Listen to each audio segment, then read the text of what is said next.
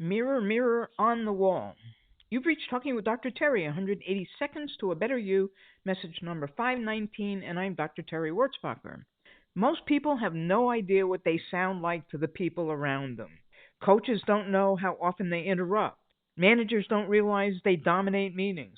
Teachers don't hear how repetitive their instructions become. Parents don't notice when guidance turns into constant commentary. I've been through all of these except for the parenting part, and I know that there's a lot of room for me to have improved. We spend a great deal of time evaluating everyone else through performance reviews, employee feedback, player assessments, all those surveys that we send out.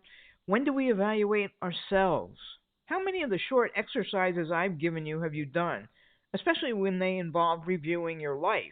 Got to answer that one. That willingness to look in the mirror is what separates many good leaders and friends from great ones. This requires courage, but it also requires humility. It's much easier to believe the problem is always somewhere else or from someone else.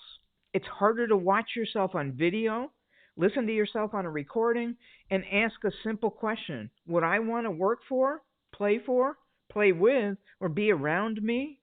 That's a tough one. And I learned this at the beginning of the hotline. I mean, I hated listening to myself. I still do, but I have to do it, and it's given me good feedback. The same with writing books and sending it to my developmental editor. That took a lot of courage to send it to someone who's a professional to get them to look at it. It's like, oh my.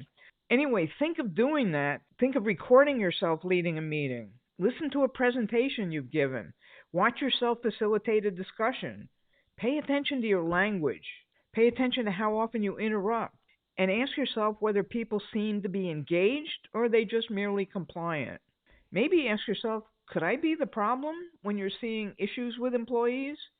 Do you know how much of your communication is actually being heard?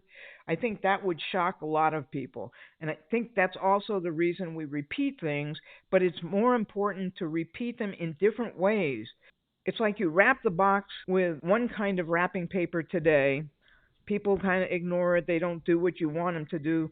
So next week you wrap the box in a different kind of wrapping paper and maybe a different box even. And you just keep repeating that until it takes, and it will take. It's also helpful to get someone else to do the explaining. This is very hard. I'm not good at it, but I'm getting better. I wish I had known more or had more courage, actually. I think I knew to do this, but I didn't have the courage to do it while I was working. You don't want to just study the people you lead or associate with. You want to study yourself.